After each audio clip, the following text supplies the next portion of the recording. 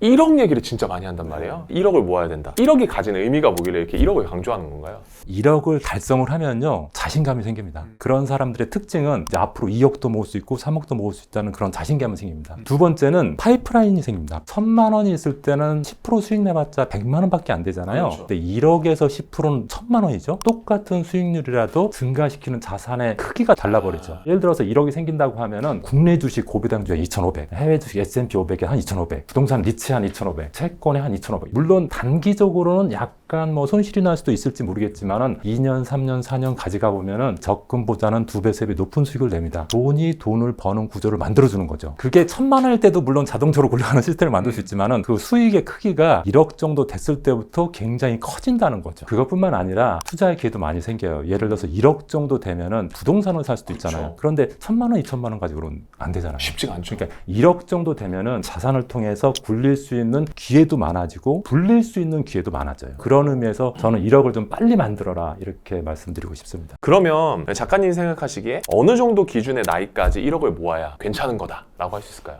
시작하는 나이는 사람마다 다 다르잖아요. 여자가 좀 빨리 시작하고 학업을 좀 길게 하시는 분들은 좀 늦게 시작하는 분도 있기 때문에 내가 돈을 벌기 시작한 때로부터 5년 내에 하는 게 좋겠다. 저는 이렇게 생각합니다. 5년 동안 이 1억을 모은다는 게 진짜 쉽지는 않습니다. 굉장히 어려운데 일단 목표를 그렇게 잡으라는 거죠. 목표조차도 안 잡으면 절대 1억이 나올 수 없고요. 목표를 잡아놓고 실행하려고 노력하는 사람은 의외로 5년보다 그 이전에 달성하시는 분도 계시거든요. 그리고 또 한 가지 중요한 것은 5년 동안 이런 목표를 실행하기 위해서 자기 자신을 노력하다 보면은 습관이 좋아집니다. 그렇죠. 이런 생각 안 한 사람하고 한 사람하고 차이는 굉장히 큽니다. 제 첫 직장이 은행이었는데 어떤 회사들 급여일 날 급여 명세표가 우리한테 왔어요. 김철수 얼마, 김순희 얼마 이렇게 다 입금을 시켜줬거든요. 그때 입금된 돈으로 대부분 저축도 하고 대출도 받고 그랬었거든요. 그러다 보니까 똑같은 월급을 받는데 어떤 사람은 5년 만에 그 당시에 1,000만 원을 만들고 또 집을 살 준비를 거의 다 해놓고 이랬는데 어떤 사람은 거의 비슷한 봉급을 받는데 10년이 돼도 아직도 모아놓은 돈이 없는 사람이 있는 거죠. 이 사람들은 뭐냐면은 그 5년 동안의 습관이 나쁘게 잡혔기 때문에 그렇습니다. 그래서 1억 모으는 상징적인 목표 금액도 있지만은 5년 동안 좋은 재테크 습관을 갖는다는 그런 의미도 있습니다. 한 달에 얼마 정도로 저축해야 5년 내에 1억을 모을 수 있어요? 한 달에 한 연수익률 5% 정도 기준으로 하면은 150만 원 정도 모으면 됩니다. 5% 되려면은 적금으로만 하면 안 돼요. 적금 금리가 지금 한 3% 내외잖아요. 그 정도 가지고 하기에는 불가능하죠. 만약에 적금으로 하실 분은 소득을 더 높이는 데 치중해야겠죠. 이제 1억을 모아야 하는 우리 30대 분들 두 분의 가계부를 저희가 입수를 했습니다. 첫 번째로는 구독자 A님은 이제 부모님이랑 같이 사시는 분이신데 이분은 이제 월세라던가 전세 이자는 이제 안 들어가겠죠? 네. 근데 지금 이 지출을 보면 어마어마합니다. 308만 원을 벌어서 다 쓰고 적자 12만 원이라는 것은 걱정이 됩니다. 교통비가 40만 원이에요. 직장인들이 보통 교통비 대중교통을 이용한 경우에는 한 10만 원 내외인데 택시를 되게 많이 탄다. 개인 용돈이 100만 원. 부모님한테 드리는 생활비는 20만 원인데 개인 용돈은 100만 원. 부모님이 지금 먹고 다 재워주는데 20만 원 주고 자기는 100만 원 쓴다. 그럼 너무하지 않습니까? 좀 과한 것 같습니다. 과하네요. 보험료 20만 원은 5만 원 밑으로 줄일 수 있습니다. 5만 원 밑으로. 이거 좀 이따가 제가 말씀드릴게요. 체력 증진, 테니스 40만 원, 게임 현질 스트레스 해소를 위해서 저렇게 게임에 돈을 박아야 될 이유를 잘 모르겠고요. 재테크로 비트코인을 하는데 이게 변동 지출에 들어있다 보니까 이것 좀 넣어놓고 그냥 크게 대박 나기를 바라는 것 같아요. 그렇죠. 이제 언젠가는 네. 터지길 바라는 거겠죠. 이런 방식은 결국 좋은 방법이 아니고요. 지금 보면은 전체 돈 버는 것 중에서 지출이 97%고요. 투자, 주택 청약 10만 원인데 3%에 부탁합니다. 저라면은 이렇게 수정하라고 말하고 싶어요. 네. 교통비, 택시는 없애자. 택시 그냥 한 15만 원 정도 줄여서 25만 원 정도 재원을 확보하자. 그리고 개인 용돈 100만 원이라고 했는데 너무 많습니다. 솔직히 너무 많습니다. 네. 그러니까 이게 숙식을 집에서 다 해결하잖아요. 그런 상황에서 100만 원 쓴다. 그것은 너무 많은 것 같고요. 부모님 용돈 드리는 거 20만 원을 늘렸으면 좋겠는데 아직 돈을 모아야 되시기 때문에 그냥 계속 내시고, 일단 보험료 20만 원을 5만 원으로 줄였으면 좋겠는데 사실은 제가 계산해 보면 한 3만 원대 정도에 해결이 되거든요. 보험 다모아라는 사이트에서 인터넷으로 가입하면은 상해보험, 뭐 질병보험, 실비보험 3개 정도 가입하는데 한 3만 원에서 5만 원이면 충분합니다. 진짜요? 충분합니다. 체력 증진, 테니스 조금 줄이라는 게 아니라 다른 방법으로 조금 체력 증진 운동을 해도 되지 않을까. 그냥 근데... 돈을 안 들이고 할 수 있는 것들도 저는 많이 있다고 생각하거든요. 이것저것 다 따지면 언제 돈을 모으냐고요. 계속 이러라는 게 아니거든요. 일정 기간 내가 목표한 돈을 마련할 때까지 내가 자산이 좀 늘어나고 월급이 좀 늘어나면은 저것도 누릴 수 있는 거죠. 게임 현질은 안 했으면 좋겠습니다. 비트코인 비트코인도 안 했으면 좋겠습니다. 제가 비트코인을 무시하는 게 아니라 비트코인 언젠간 터질 수도 있잖아요. 터질 수도 있죠. 지금은 비트코인 투자보다는 어떤 종잣돈 모으는 쪽에 치중하는 게 더 낫지 않을까. 나중에 이제 한 1억 정도 모여가지고 내 자산의 5% 정도는 위험자산인 곳에 투자하고 싶다 그랬을 때는 해도 되는데 지금 단계에서는 제가 볼 때는 저게 돈을 모으는데 도움이 될 거라고는 생각하지 않습니다. 이렇게 하면은 투자 재원이 한 160만 원 정도가 확보가 됩니다. 이것만 들어도. 마이너스에서 160만 원이 생겼네요. 투자 가능액이 3%에서 무려 52%로 늘어날 수가 있습니다. 이게 제가 볼 때는 엄청나게 많이 줄였다고 생각하지 않거든요. 제가 볼 때는 지금 여친과 일본 여행 모임 통장도 봐줬고요. 통신비도 봐줬고 여러 가지 봐준 게 많이 있습니다. 친구 모임비도 봐줬고 하여튼 이 정도만 해도 1억을 모으는데 크게 무리가 없습니다. 어떻게 모으냐? 160만 원을 이렇게 네 가지 상품으로 나눌만 하는 거죠. 예를 들어 청약저축에 아까 10만 원인데 50만 원. ISA 계좌가 비과세 상품이거든요. 그러니까 비과세도 되면서 투자할 수 있는 그런 계좌니까 IS 계좌 만들어서 거기다 50만 원. 연금저축도 세액 공제가 되기 때문에 넣는 금액의 16.5%를 세금으로 환급받을 수 있기 때문에 실제 수익률이 많아지기 때문에 이것도 괜찮고요. 또 직장인분들은 저런 세액 공제가 굉장히 그렇죠. 중요하니까. 연말정산할 때 세금으로 환급받을 수 있잖아요. 중요하죠. 주식형 펀드도 주식 매매 차익에 대해서 비과세되기 때문에 사실은 세금이 거의 없다고 해도 과언이 아니에요. 이렇게 하면은 한 5년 내에 1억을 마련할 수 있고요. 그리고 이제 부모로부터 독립할 수 있지 않을까 이렇게 생각이 됩니다. 청약저축은 사실 한 달에 인정되는 금액수가 정해져 있긴 하잖아요. 그게 50만 원에서 100만 원으로 늘어났습니다. 아 정말요? 예. 청년 주택드림이라는 통장이 2024년 2월 달에 출시가 됐죠. 그래서 기존 청약저축보다 지금 30대 초반이잖아요. 이 친구 같은 경우에는 금리도 한 4.5% 정도 받을 수가 있고요. 300만 원 소득공제도 받을 수 있습니다. 어영부영 대충 그냥 남 따라서 적금 드는 것보다 이렇게 실제로 혜택이 좋은 상품, 청약저축이나 IS, 연금저축, 주식형 펀드 같은 이런 상품으로 가입하면은 똑같은 160만 원을 저축하더라도 이렇게 한 거하고 그냥 적금에 160만 원 넣은 사람하고는 차이가 있겠죠. 다르겠네. 근데 지금 청약저축이나 ISA, 연금저축, 주식형 펀드 저게 그냥 예적금 하는 것보다 훨씬 어렵지 않나요, 저게? 연말정산 누구나 다 하잖아요. 직장인들이면은 연말정산할 때 그때 한 번만 준비하면 되는 거기 때문에 매번 준비할 필요는 없어요. 청약저축 그냥 은행 가서 가입하면 되고 나중에 연말정산할 때 청약저축이나 연금저축 같은 경우에는 홈택스라는 사이트에 그대로 다 그 정보가 다 저장이 돼 있어서 그냥 출력만 하면 되거든요. 그리고 그것이 어렵다고 하면 사실 돈을 어떻게 벌 겁니까? 어려운 건 아니거든요. 누구나 할 수 있는 거고 그냥 자료 제출하기만 하면 되는 거거든요. 생활비를 좀 줄일 수 있는 팁 같은 게 좀 있을까요? 지출 금액을 미리 정해놓는 거죠. 내가 300만 원을 받는다. 난 그중에서 150만 원만 쓰겠다. 그러면은 150만 원 지출 통장을 하나 만들어서 모든 카드 결제는 그 지출 통장을 통해서 하게 되고 그것이 떨어지면 못하게. 그리고 가능하면 신용카드보다는 체크카드를 이용하면은 그 한도까지밖에 못 쓰잖아요. 못 쓰는 구조를 만드는 거죠. 이제부터 제가 말씀드릴 분은 난이도가 좀 더 높습니다. 혼자 살거든요. 아, 지방에서 서울 올라와서 혼자 자취하고 계신 분의 가계부를 가지고 왔는데 이분의 지출과 전체적인 가계부를 좀 한 줄로 정리하면 어떨까요? 서울에 집 있는 사람 너무 부러워. 저도 지방 출신이라서 서울에 와서 제일 부러웠던 사람이 서울에 집 있는 내 친구들이었어요. 지방에서 올라온 사람들은 주거비가 제일 문제죠. 지금 월세 관리비가 80만 원인데 사실은 상당히 나름대로는 굉장히 줄였을 거라고요. 대단히 좋은 집에서 사는 건 아닐 거라고요. 그래도 80만 원, 100만 원 나가거든요. 보험료, 저 아까 줄일 수 있다 했잖아요. 보험료 저것도 한 15만 원 줄여야 되고 이분이 차가 있나 봐요. 차량 유지비가 한 20만 원 정도 들어가더라고요. 근데 저 차량 유지비뿐만 아니라 매년 또 보험료, 자동차 보험료가 들어가요. 자동차 세, 자동차 보험료도 내야 되잖아요. 사실 저거보다 더 많이 들어갈 거예요. 사실은 이 친구 같은 경우에는 제가 생각할 때는 알바를 해야 된다. 한 주에 10만 원 정도만 더 늘리자. 저런 부분이 좀 있어야 된다고 생각하고요.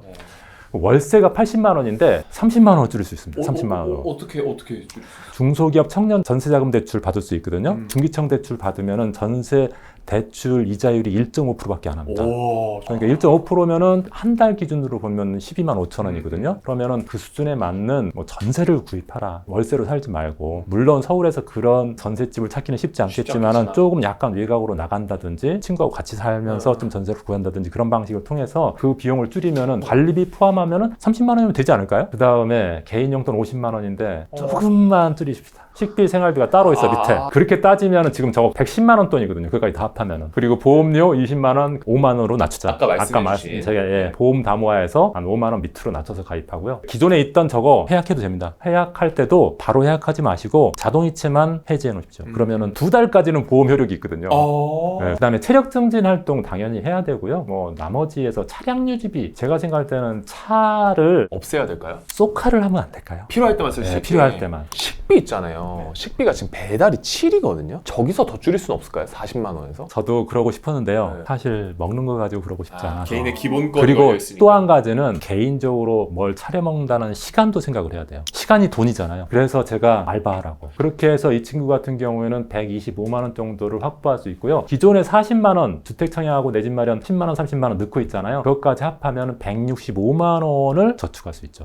이렇게 한번 세팅하는 게 어떨까 생각됩니다. 청약저축 아까 제 혜택 만들었는데 소득공제 300만 원 되고, 그 다음에 이자율도 이 친구 같은 30대 초반이면은 4.5% 금리도 높게 주니까, 그 다음 IS 비과세 혜택 있고, 여기서 다양한 상품을 담을 수 있으니까 여기다 50만 원 넣고요. 연금저축을 제가 15만 원으로 했는데, 아까 다른 친구는 30만 원인데 이 친구는 15만 원을 한 이유가 연금저축은 뺄 수 있는 돈이 아니잖아요. 그래서 여기는 좀 줄였습니다. 여기는 줄였고, 업종 대표주에 좀 공격적으로 한번 투자해봐라. 적금하듯이 주식에 투자하는 거, 이것도 쏠쏠합니다. 3년, 4년, 5년 가면은. 이렇게 해서 한 수익률이 5% 이상 될 거예요. 이렇게 하면은. 그러면은 5년 이내 1억 정도 되면은 내 집 마련할 수 있죠. 물론 집이라는 게 다 내 돈으로 사는 게 아니라 대출을 끼고, 대부분 또 청년 관련된 주택자금 대출을 얼마나 싸게 대출해 줍니까? 제가 볼 땐 이렇게 해가지고 5년 전에 됩니다. 이렇게 세팅하자면은. 1억을 달성하기 위해서 얼마나 걸리고 매월 얼마씩 필요한가, 요거에 관련된 표인데요. 제가 아까 150만 원씩 넣으면 5년에 1억 된다고 했잖아요. 여기 보시면은 5%를 수익 내가지고 매월 150만 원씩 넣으면 5년 만에 1억이 달성됩니다. 그래서 결과적으로 이 1억을 빨리 달성하는 방법은 이렇게 저축 금액을 늘리거나, 또는 3%, 5%, 10%, 20% 이렇게 투자 수익률을 높이면은 1억을 빨리 달성하겠죠. 그래서 1억을 빨리 만들려면은 기본적으로 내 수입을 늘려야 되는데, 월급만으로도 충분한 사람은 월급으로 해도 되지만 월급이 좀 부족하다 하시는 분들은 주말에 알바 하시고 그게 불가능하다 그랬을 때는 투자형 상품의 비중을 늘려야 되는데, 투자형 상품의 비중을 늘릴 때는 아무 종목이나 막 하지 말고, 제가 생각할 때는 펀드나 업종 대표주 중심으로 그렇게 해나가는 게 좋지 않을까 생각이 됩니다. 이런 기사를 봤어요. 차곡차곡 돈 모으는 시대는 지났다. 은행 적금의 몰락, 한방 노리는 청년들. 적금할 바에 주식이나 비트코인 하겠다라고 생각하는 30대 분들에게 알려주고 싶은 재테크 습관 한 3가지 정도 있을까요? 한마디로 말하면 세팅하는 습관을 가지라는 건데요. 학교 다닐 때 시간표가 있죠. 월요일부터 금요일까지 뭐 언제 뭐 하고 그러면은 내가 싫든 좋든 어쨌든 그거 하게 되잖아요. 자산, 재테크도 마찬가지입니다. 세팅을 한 사람과 하지 않은 사람은 굉장히 크게 차이가 나요. 제가 금융기관에서 한 10,000여 명의 고객들을 만났는데요. 대부분 똑같은 월급을 받아도 자산을 빨리 불리고 집을 빨리 사고 그런 사람들은 그런 세팅을 잘 하시더라고요. 그래서 세팅을 잘 하려면 3가지를 잘해야 돼요. 통장 세팅, 월급 세팅, 검증 세팅. 통장 세팅이란 것은 통장을 한 통장으로 관리하지 말고 3개의 통장으로 나누어서 관리하라는 겁니다. 돈 들어오는 통장 따로, 투자하는 통장 따로, 내가 쓰는 통장 따로, 이렇게 3개의 통장으로 나눠서 돈 들어온 통장에서 만약에 300만 원 들어오면은 투자 통장으로 바로 뭐 예를 들어 150만 원 이체시켜 놓고, 지출 통장으로 150만 원 이체시켜 놓고, 투자 통장에서 각각 상품으로 자동 이체시켜 버리고, 그다음 지출 통장에서 뭐 카드 대금, 결제 대금 이렇게 만들어 놔 버리면은 아주 세팅된 모습으로 이제 내가 생활할 수가 있게 됐죠. 그래서 월급 세팅을, 수입은 내가 얼만큼 할 거라는 것을 비중을 정해서 수입 세팅을 해놓고, 투자 세팅도 월 수입에서 얼만큼을 매월 자동시켜 시켜버렸다 이렇게 세팅하고, 지출도 내가 매월 내 수입의 50%만 쓰겠다 해가지고 고금액만 딱 월급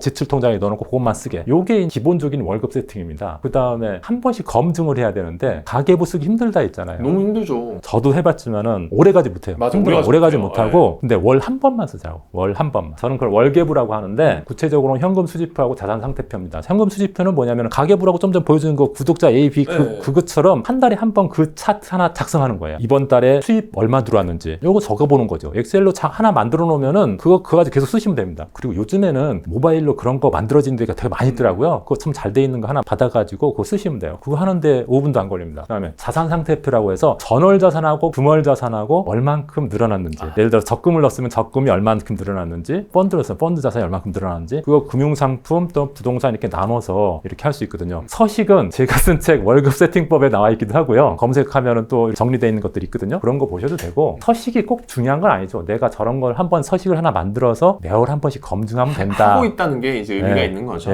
검증하면서 만약에 내가 오늘 딱 보니까 이달에 막 50만 원 늘었어. 그럼 기분이 되게 좋습니다. 그리고 계속 또 하고 싶고. 근데 만약에 30만 원 줄었어. 그러면 분발해야겠다. 다음 달엔 80만 원 늘려야겠다. 이런 막 의지가 생기거든요. 세팅의 습관을 길렀으면 좋겠는데 첫 번째는 통장 3개 만드는 통장 세팅, 그 다음에 월급 세팅, 매월 한 번 하는 월계부 작성, 검증 세팅. 3개만 지키면은 30대뿐만 아니라 40대, 50대, 60대 계속해서 그 자산이 안정적으로 굴러가고 목표한 것을 이루지 않을까. 저는 이렇게 생각이 됩니다. 그럼 작가님이 정의하는 재테크는 어떤 건지 좀 궁금하네요. 그런 말 있잖아요. 손자병법에 상대를 알고 나를 알면 백전 불태다. 오, 맞습니다. 100번 싸워서 질 수는 있지만은 뭐 나라가 망할 정도 아니면 뭐 우리 군사력에 엄청난 영향을 미칠 정도는 안 되게 만드는 거. 재테크도 그렇습니다. 갑자기 뭐 비트코인에서 갑자기 대박 나고 주식에 몰빵해가지고 갑자기 수익이 2배, 3배 되고 이런 게 중요한 게 아니라 내 재산을 위태롭게 하지 않게 하는 거. 주식에서 실패할 수도 있어요. 펀드에서 손해 날 수도 있어요. 비트코인에서 손해가 날 수도 있어요. 그런데 그 손해가 내 전체적인 자산에 미치는 영향이 적어야 된다. 이게 저는 재테크라고 생각하고 그런 상태를 유지하면은 진짜 좋은 상황이 왔을 때 자산이 갑자기 팍팍팍 레벨업 됩니다. 그걸 지키고 있으면. 그래서 자기 자산을 위태롭게 하지 않는 게 되게 중요하다. 그러려면은 어느 한 종목, 예를 들어서 뭐 코인에 몰빵한다든지 주식에 몰빵한다든지 대출을 영끌로 해가지고 너무 많이 받는다든지 이런 것들은 좋지 않고요. 자기 상황에 맞게 저축형 상품과 투자형 상품으로 적절하게 세팅하는 거, 이런 것들이 원칙적인 재테크 아닌가. 그러다가 기회를 만나서 그 자산이 올라가는 거지, 어느 한 종목에 몰빵해서 수익이 크게 나온 경우에는 일시적으로는 기분이 좋고 수익이 많이 나서 대단해 보이지만은 그게 결코 오래가지 않거든요. 그렇게 뿌리를 깊게 하는 것이 저는 세팅이라고 생각해요. 세팅은 그런 환경을 만들어 놓는 거거든요. 내 의지로는 상당히 힘들어요. 그런데 아예 돈이 들어오자마자 자동이체로 세팅시켜버리면은 나 의지와 상관없이 하여튼 그 돈은 들어가고 내 쓸 돈은 딱 정해져 있으니까 그런 것이 백전 불태다. 내 자산을 위태롭지 않게 하는 거다라고 저는 생각을 합니다. 저는 엄청나게 대박나서 부자가 된 사람도 아니고 그냥 정상적인 직장 생활 하다가 개인적인 콘텐츠 가지고 이제 살게 됐는데, 제가 엄청난 부자는 아니지만은 저로서 개인적으로 행복하고 좋은 것은 하고 싶지 않은 일을 하지 않을 자유가 있다.